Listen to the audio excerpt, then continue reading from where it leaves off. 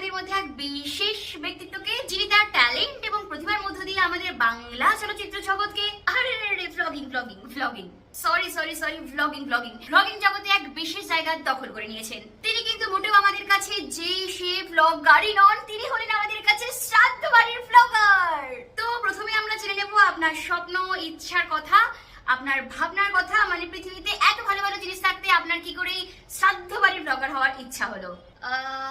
মানে দেখুন, আসলে আমার দিক থেকে কিন্তু বিষয়টা প্রথম থেকে খুব একটা সহজ ছিল না। হঠাৎ করে একদিন সকালে উঠে আমি শুনতে পাই আমার দুঃসম্পর্কের এক আত্মীয় মারা গেছেন। তো আত্মীয় মারা গেছেন বলে কথা, এবার যেতে আমাকে হবেই। আমি আবার কোথাও বেরোলে না সেজে গুজে থাকতে পারি না। তো ভাবলাম যখন সেজে আমি যাবই, তো একটা ভিডিও কেন করে নেবো না, কারণ সবসময় তো আর সবকিছু পাওয়া যায় না। মানে কেউ মারা গেছে সেটা কত একটা ইউনিক বিষয়, তাই না? তাই ভাবলাম এই ইউনিক বিষয়টা আমি আমার কাছে ক্যামেরা বন্দি করে রাখি। সেজন্যই কিন্তু আমি প্রথম ব্লগিং স্টার্ট করেছিলাম, মানে এই শ্রাদ্ধ বাড়ির ব্লগ। আর সেখান থেকে আজকে আমি এত বড় শ্রাদ্ধ বাড়ির ব্লগার। সেখান থেকে কিন্তু শুরু হয় আমার জার্নিটা। এখানে আমরা আপনাকে একটু থামাবো, একটু আমরা আপনাকে ইন্টারাপ্ট করব। আমরা একটু জিজ্ঞাসা করতে চাইছি, কেউ মারা গেলে সত্যি কি আপনার সাজতে ইচ্ছা করে? মানে সত্যি কি কাছের মানুষরা মারা গেলে আমাদের সত্যি কি সাজতে ইচ্ছা করে? দেখুন, এখানে আমার মনে হয় যে মারা গেছে থাকে তো আমি আর ফিরিয়ে আনতে পারবো না, তাই শুধু শুধু শোক পালন করার কি হবে? তার থেকে বরং হাতের কাছে যেগুলো আছে সেগুলো একটু সেজে নিই, আমার একটা ভিডিও করাও হয়ে যাবে। আমরা চলে যাবো আমাদের পরবর্তী প্রশ্নে। পরবর্তী কোশ্চেনে আমাদের জনগণ থেকে কোশ্চেন উঠে এসেছে যে কিভাবে, মানে ঠিক কিভাবে আপনি পারেন এতটা নির্লজ্জ হতে? ভালো প্রশ্ন। কিন্তু দেখুন, ছোট থেকে আমি শুনে এসেছি লজ্জা, ঘৃণা, ভয় তিন থাকতে নয়। আর দেখুন, এই লজ্জা, ঘৃণা, ভয় এই তিনটের মধ্যে একটাও যদি আমার মধ্যে থাকতো, তাহলে কি আমি এত বড় স্টার হতে পারতাম? স্টার, একদম স্টার। আতেল একটা কিছু বললেন? না, আমি সেটাই বললাম যে সে তো আপনাকে দেখেই বোঝা যায় লজ্জা, ঘৃণা, ভয় তিনটেই আপনার জন্য নয়। আমার তো মনে হয় লজ্জাও আপনাকে দেখে লজ্জা পাবে, ঘৃণাও আপনাকে দেখে ঘৃণা পাবে, আর ভয় তো আপনার ভয় শুধু দেশ ছেড়ে না পৃথিবী ছেড়ে পালিয়ে যাবে। তাহলে ভাবুন আমি কি জিনিস। সে কি আর বলতে। এবার আমরা এরকম ভাবেই হাসতে হাসতে আর আপনাকে চাটতে আমরা চলে যাবো আমাদের পরবর্তী প্রশ্নে। আমাদের পরবর্তী প্রশ্ন হলো, জনগণের থেকে প্রশ্ন এসছে, এভাবেই রোজ শ্রাদ্ধ বাড়ি করতে করতে কিভাবে আপনি স্ট্রাগল করতে করতে আজকে এই জায়গায় এসেছেন? মানে আপনি কিভাবে রোজ স্ট্রাগল করেন নিজেকে প্রমাণ করার জন্য? আমার স্ট্রাগল সে এক লম্বা কাহিনী, বুঝলেন? মানে সে স্ট্রাগল বলে বোঝানোর মতো নয়। প্রতিদিন সকালে ঘুম থেকে ওঠা, আর ঘুম থেকে উঠেই ফোন নিয়ে বসে পড়া, প্রত্যেকটি মানুষকে ফোন করে করে জিজ্ঞাসা করা নিজেদের মধ্যে কেউ মরেছে কিনা, আশেপাশে বাড়ির মধ্যে কেউ মরেছে কিনা, এমনকি দুঃসম্পর্কের আত্মীয়দের মধ্যে জিজ্ঞাসা করা তাদের বাড়িতে কেউ মরেছে কিনা, কিংবা কেউ মরবে এমন করছে কিনা। তারপর শুরু হয় আসল কাহিনী। পুরো পাড়া টহল দিয়ে বেড়ানো, আশেপাশে বয়স্কদের মধ্যে কেউ মরবে করছে কিনা বা কেউ মরেছে কিনা। তারপর প্রত্যেকটা দিন টহল দিয়ে এসে বন্ধুদেরকে ফোন করা, আর বন্ধুদেরকে ফোন করে সে একই কথা জিজ্ঞাসা করা তাদের বাড়ির আশেপাশে কিংবা তাদের বাড়িতে কেউ মরেছে কিনা। আর ফোন করে সে অজস্র গালাগালি খাওয়া। মানে আমার যে কষ্ট, আমার যে স্ট্রাগল সে কেউ বুঝবে না। তারপর লোকের অজস্র গালাগালি খেয়ে, লোকের অজস্র বঞ্চনা সহ্য করে, লোকের কথা, হাজার কথা শুনে শকুনের মতো চেয়ে থাকা আজকে কেউ মরবে কিনা, আর আমি আমার ব্লগটা করতে পারবো কিনা। তো দেখুন, রোজ তো আপনি শ্রাদ্ধ বাড়ি পাবেন এমন কোনো কথা নেই, এমন কোথাও লেখা নেই। তো যেদিন আপনি শ্রাদ্ধ বাড়ি পান না, যেদিন আপনার হাতে কোনো শ্রাদ্ধ বাড়ি থাকেন না, সেদিন আপনি ঠিক কি করেন?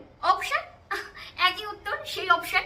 আমার হাতে প্রচুর অপশন। মানে দেখুন, যেহেতু আমি শ্রাদ্ধ বাড়ির ব্লগ করে ভাইরাল হয়েছি এবং যেহেতু আমার গালাগালি খাওয়াটা অভ্যাস, আমি না এই দুটো ঠিক ছাড়তে পারি না। মানে এই দুটোর সাথে আমি ঠিক একটু অভ্যস্ত হয়ে গেছি। আমি তো আমার আশেপাশে শ্রাদ্ধ বাড়িতে নেমন্তন্ন না পেলেও চলে যায়। যখন দেখি আমার কাছে কোনো শ্রাদ্ধ বাড়ি নেই, আমাদের আশেপাশেও কোনো শ্রাদ্ধ বাড়ি নেই, তখন আমি খোঁজ লাগাই আমাদের মধ্যে কিংবা দুঃসম্পর্কের মধ্যে কেউ হসপিটালে ভর্তি হয়েছে কিনা। এই যেমন আমাদের দুঃসম্পর্কের মধ্যে দাদা দাদু, কাকা কাকি, মামা মামি, পয়সা পিসি কেউ একটা হসপিটালে ভর্তি কিনা। আর যেই না শুনি আমি হসপিটালে ভর্তি, ব্যাস অমনি আমি চলে যাই ব্লগ করতে। সেটা কোনো দুঃসম্পর্কের কথা হলো, কিন্তু যখন কথাটা নিজের মানুষের জন্য আসে, যখন ব্যাপারটা নিজের দিকে আসে, নিজের মানুষের কিছু হয়, তখন নিশ্চয়ই আপনি এগুলো করতে পারেন না কষ্টের জন্য। নিশ্চয়ই আপনার এগুলো করতে খারাপ লাগে। দূর, কে বললো আমার কষ্ট হয়? আরে নিজেদের লোক হসপিটালে ভর্তি হলো তারা বেশি সুবিধা। নিজেদের লোক ভর্তি হলে আমি তো ভিজিটিং আওয়ার্সে দেখার নাম করে জাস্ট চলে যাই, আর চলে গিয়ে না অনেকক্ষণ থেকে ব্লগ করি। আর নিজের লোক বলে কেউ তাড়িয়েও দেয় না। আমার ব্লগটা দারুণ হয়। নিজের লোক ভর্তি হলে বেশি সুবিধা হয়। তো আপনি যে মৃত বা প্রায় মরণা সম্পন্ন মানুষের সামনে এগুলো করেন, আপনার করতে কষ্ট হয় না? কষ্ট? কিসের কষ্ট? আপনাকে আমি বললাম না যে লজ্জা, ঘেন্না, ভয় তিনটেই আমার জন্য নয়। আর সত্যি কথা বলতে গরমের গরম আর গালাগালি খাওয়ার পর যে সরম, এই দুটোই এখন আমার মধ্যে কাজ করে না। দুটোকে আমি একদম ভয় পাই না। এখন তো শুধু আমি একটা জিনিসই দেখি, ভিউজ। বেশ বেশ বেশ বেশ। আপনি তো আজ পর্যন্ত অনেক মৃতপ্রায় বাড়িতে, অনেক শ্রাদ্ধ বাড়িতে, অনেক জায়গায় ব্লগ করেছেন। তো আপনি যদি আপনার সাথে ঘটে যাওয়া একটি ইউনিক এক্সপিরিয়েন্স আমাদের সাথে, আমাদের দর্শক মন্ডলীর সাথে শেয়ার করেন। এক্সপিরিয়েন্স, হ্যাঁ ইউনিক কিনা জানি না, তবে আমার অবশ্য অনেক অনেক মজার এক্সপিরিয়েন্স রয়েছে। তার মধ্যে ছোট একটা এক্সপিরিয়েন্স তোমাদের সাথে শেয়ার করছি। তো সেদিন হয়েছিল কি, আমাদের এক পরিচিত এক দুঃসম্পর্কে দাদা বাইক অ্যাক্সিডেন্ট করে হসপিটালে ভর্তি থাকে। আমি যখনই খবরটা পাই আমার মাথায় তো একটা জিনিস এসছে, দুর্দান্ত একটা ব্লগ হবে। আমি কোনো মতে পৌঁছে যাই হসপিটালে, কিন্তু দাদা ছিল আইসিইউতে, কোনো মতে আমাকে ঢুকতে দিচ্ছিল না। শেষে আমি অনেক কষ্টে লুকিয়ে লুকিয়ে নিজের বোন পরিচয় ঢুকিয়েছিলাম। কিন্তু যেই না আমি ঢুকে ক্যামেরা অন করে ব্লগটা স্টার্ট করেছি, ব্যাস অমনি গেল দাদা গল্প হয়ে। তো আমিও বেশ কম চালাক না, আমি কিন্তু একদম সেখানে ভয় পাইনি, দাদাকে ছিঁড়েও আসিনি।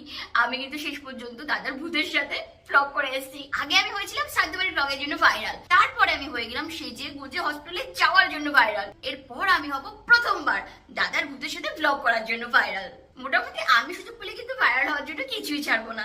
এবার আমাদের প্রশ্নটা হচ্ছে, আপনি কি কোনোদিন কোনো সাইকিয়াট্রিস্টের সাথে কনসাল্ট করেছেন? মানে আপনার যদি মনে হয় যে কোনো সাইকিয়াট্রিস্টের সাথে কনসাল্ট করা দরকার, যেমনটা আমাদের মনে হচ্ছে, আমরা কিন্তু আপনার জন্য আমাদের চ্যানেলের পক্ষ থেকে একটা ফ্রিতে কাউন্সিলিং বা একটা ফ্রি সাইকিয়াট্রিস্ট আপনার জন্য সাজেস্ট করতে পারি। মানে আমাদের মনে হচ্ছে আপনার ভীষণ দরকার। দেখুন, ওসব আমার কিছু লাগবে না, আপনি বরং আমার একটা উপকার করুন। মানে আপনারা যারা যারা জানেন, প্লিজ আমাকে একটা ঘোস্ট ফাইন্ডার খুঁজে দিন। মানে ওই যারা ভূত টুত খুঁজে বেড়ায় আর কি, মানে ওদের কাছ থেকে না ভূতের ঠিকানা টিকানা নিয়ে ভূতদের সাথে একটা ব্লগ করবো, আরো ভাইরাল হবো। তো তো আপনার ফিউচার প্ল্যান কি? মানে আপনার ঠিক ভবিষ্যৎ পরিকল্পনাটা ঠিক কি? মানে আপনি যেহেতু শ্রাদ্ধ ব্লগার, তো রোজই তো আর কেউ পাড়ায় মরবে না বা নিজেদের মধ্যে মরবে না, আর রোজই শ্রাদ্ধ বাড়িও লাগবে না। তো আপনি কম্পিটিশনের মার্কেটে নিজেকে টিকে রাখার জন্য ভবিষ্যৎ পরিকল্পনা কি করছেন? আপনি ঠিক কিভাবে নিজেকে শ্রাদ্ধ বাড়ির ব্লগার হিসাবে নিজেকে টিকিয়ে রাখবেন? আমার কিন্তু ব্যাকআপ প্ল্যানও ভাবা আছে। যখন কিছুই পাবো না, মানে শ্রাদ্ধ বাড়ি পাবো না, কোনো হসপিটাল কেস পাবো না, তখন তো আমাকে অবশ্য কিছু একটা দিয়ে চালাতে হবে। তখন কিন্তু আমি সোজা মর্গে চলে যাবো। মর্গে ব্লগ হবে ভাইরাল, ব্লগের নাম হবে মর্গের ব্লগ। শ্রাদ্ধবাড়ির ব্লগ থেকে সোজা মর্গের ব্লগ ব্লগ ব্লগ।